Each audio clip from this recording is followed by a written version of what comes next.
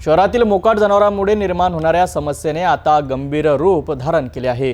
रस्त्यावर महामार्गावर जनावरे ठाम मांडून बसल्याने वाहतुकीला अडथळा निर्माण होत असून अपघाताचा धोकाही वाढत आहे। याच पार्श्वभूमीवर माहूर नगर पंचायतीने एक महत्त्वपूर्ण मोहीम हाती घेतली आहे।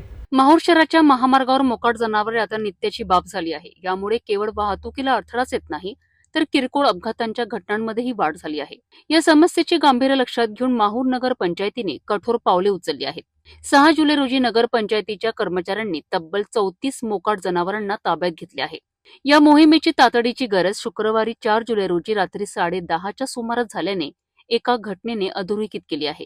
त्रिमूर्ती पेट्रोल पंपाजवळ भरधाव वेगाने येणाऱ्या एका स्विफ्ट डिझायर कारने महामार्गाच्या मध्यभागी बसलेल्या एका निष्पाप वडूला धडक दिली। या भीषण अपघातात वडूचा जागीच मृत्यू झाला तर कार चालक थोडक्यात बचावला। या घटनेची गंभीर दखल घेत मुख्याधिकारी विवेक कांदे यांच्या आदेशानुसार नगर पंचायतीच्या कर्मचाऱ्यांनी ही मोकाट जनावरे ताब्यात घेण्याची मोहीम हाती घेतली आहे। मुख्याधिकारी विवेक कांदे यांनी शहरातील नागरिकांना आपल्या पाळीव जनावरांना मोकळे न सोडण्याचे आवाहन केले आहे।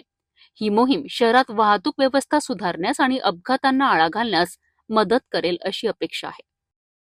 माहूर नगर पंचायतीने उचललेल्या या पावलामुळे शहरातील वाहतूक अधिक सुरळीत होण्याची अपेक्षा आहे। नागरिकांनीही आपल्या पाळीव जनावरांची काळजी घेऊन ती मोकाट सोडू नयेत, जेणेकरून अशा घटना टाळता येईल। या मोहिमेमुळे शहरात किती फरक पडतो हे पाहणे आता महत्त्वाचं ठरणार।